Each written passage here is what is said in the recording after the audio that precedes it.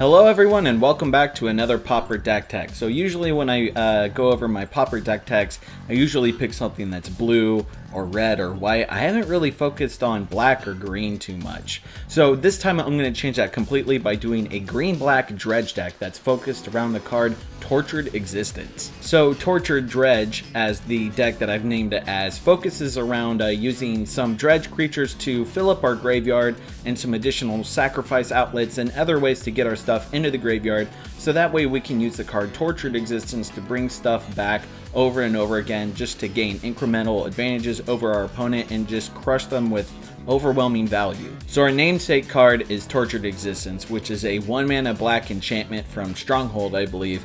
And what it is as long as we pay mana into it and we have a creature that we can discard and put into the graveyard, we can get a creature back from our hand. Now, since we will be using dredge and sacrifice outlets, getting creatures in our graveyard is going to be pretty easy. So as long as we have one card in our hand, we can pretty much just keep this engine going. As far as our dredge is concerned, we're running two separate dredge creatures. We're running a 3 of Stinkweed Imp and we're running a 3 of Golgari Brownscale. Stinkweed Imp is a 3-mana 1/2 flying with pseudo kind of death touch, so your opponents more than likely won't be attacking with their Delvers into you or anything like that. So while it is a decent chump blocker, the real good part about the card is it being able to dredge 5, and we can just get a bunch of stuff into our graveyard, just get it back into our hand. We can put it back in the graveyard with Tortured Existence, rinse and repeat and all that stuff, and it's just great value. The same can be said for Golgari Brownscale, but in a slightly different way, as is Golgari Brownscale is a bit harder to cast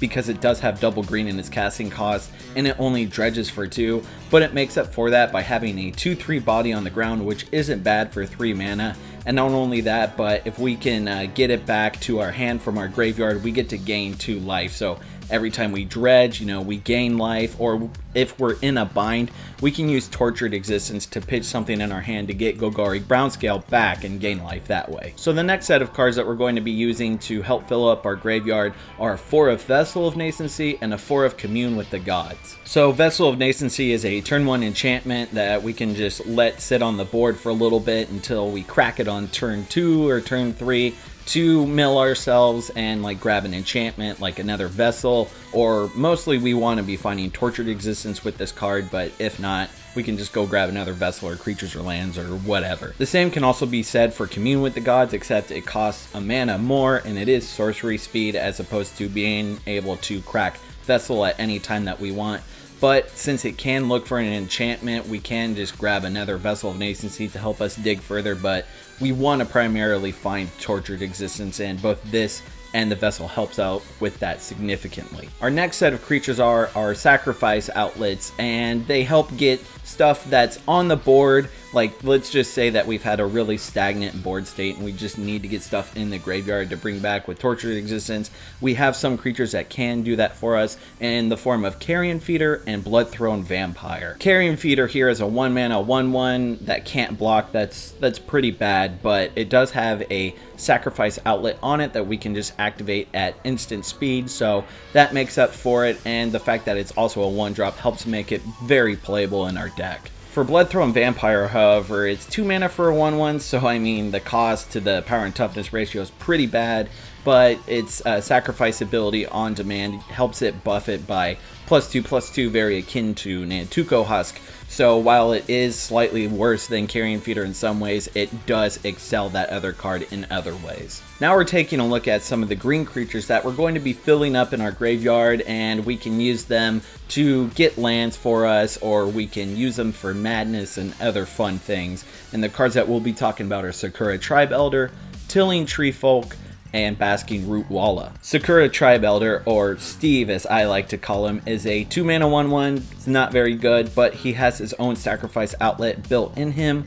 and whenever we sacrifice him, it's essentially a rampant growth. So it's pretty decent by itself, especially if we can keep getting it back from our graveyard, and we can just thin out the lands on our deck, so that way whenever we mill, we can just hit whatever we need to. This card is pretty decent. It's not like something that you want to play in more than one of just because of how redundant the effect is, but a one of is pretty decent in this build. And we're also running a one of Tilling Treefolk, which is pretty similar to Sakura-Tribe Elder, except it costs just a little bit more and it has a bit more toughness.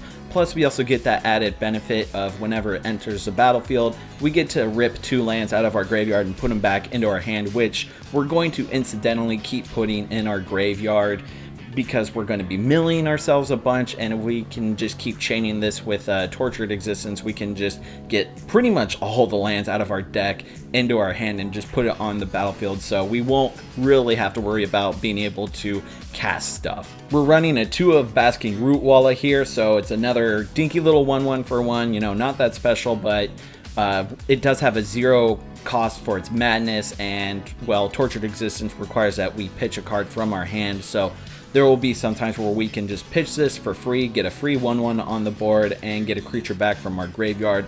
Plus, not only that, we can also grow it up to be a 3/3 once per turn during our turn. So this card, while it seems a little innocuous at first, it can actually sometimes be a win condition. And now we'll be going over some of the black creatures that we're going to be churning through our graveyards over and over again in the form of Sanitarium Skeleton and Phyrexian Rager. So Sanitarium Skeleton, it's pretty decent rate, 1 mana for a 1/2 in black, you know, that's not bad, but for 3 mana on demand, we can return it from our graveyard and put it back into our hand, you know, pretty standard skeleton mechanic in Magic, and this is pretty decent in our deck, especially if we can't get a Tortured Existence online, or not a Tortured Existence essentially, but if we just don't have a creature in our hand for Tortured Existence, then Sanitarium Skeleton fills that role perfectly for us. And Phyrexian Rager here is just a 1-of, so that way we can just use its ETB to keep drawing us cards, and yeah, while it does ping us for life, its body size and relativity to its mana cost helps make up for that, especially if we can just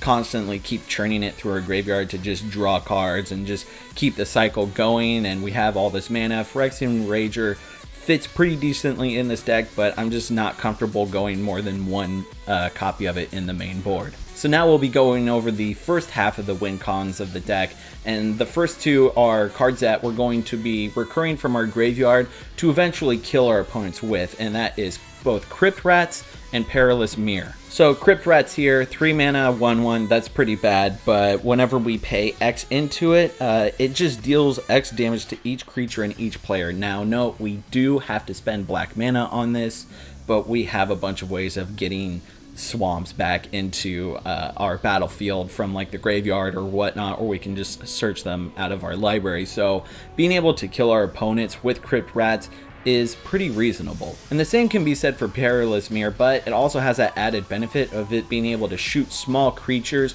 whenever it goes to the graveyard. So if we can just recur this multiple times in a turn, we can take care of a big creature. Plus, not only that, it's just small little chunks of life that we can just hit our opponents with over and over again while we just gum up the board with creatures, and they just can't do anything about this little artifact that's slowly pinging them to death. And for the second half of the win cards in our deck, 1 card we do see in other Tortured Existence builds pretty often just because it fits the strategy of filling up our graveyards pretty well, but the other card I wanted to try out because while we are filling our graveyard up, this other card can take advantage of that.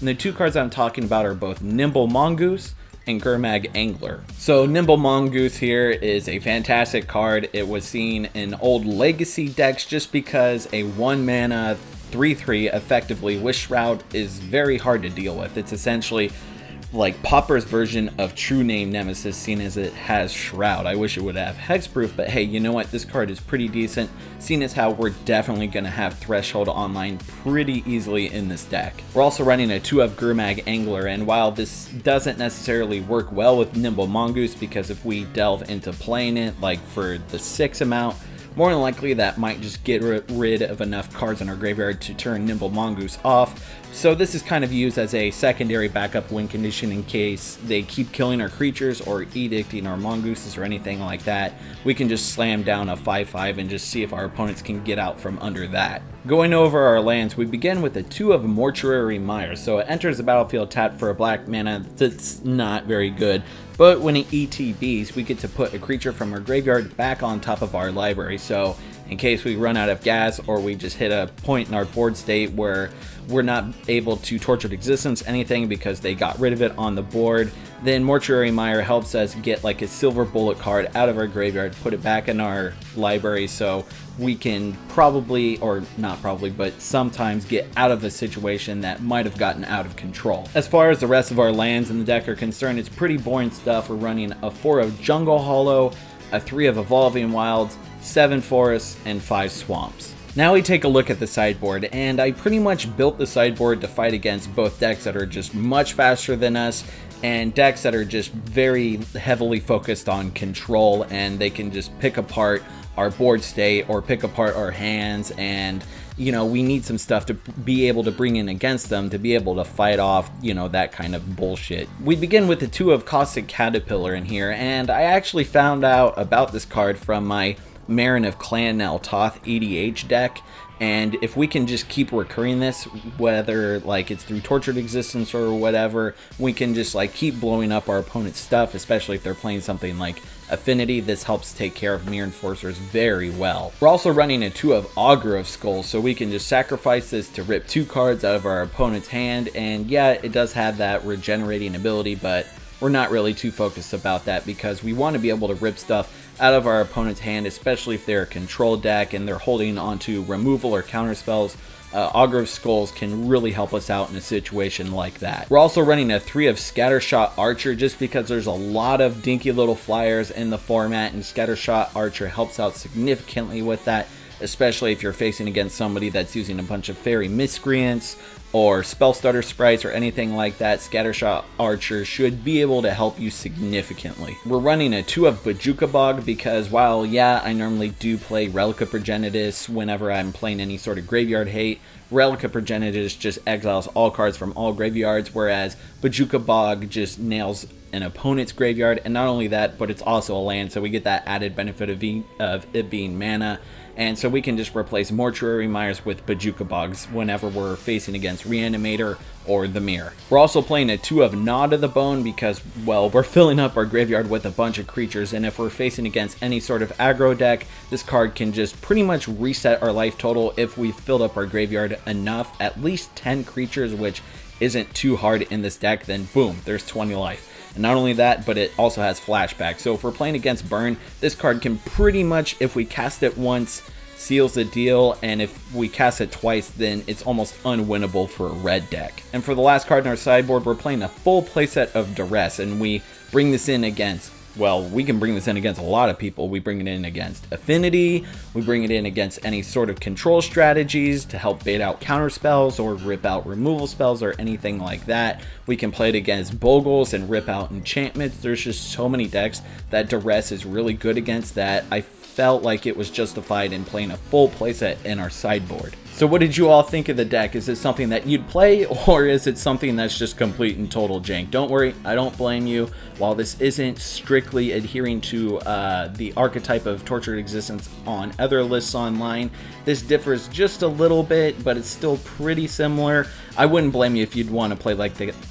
Abzan combo versions or whatever. But yeah, let me know in the comment section what you think of this, and if you liked it, be sure to throw a like my way. And if you're new to my channel, consider subscribing. Doing any of these helps me out significantly in terms of growing my very small channel. Anyways, I'm Tasty Snackies. You all have been wonderful, and I'll catch you on the flip side.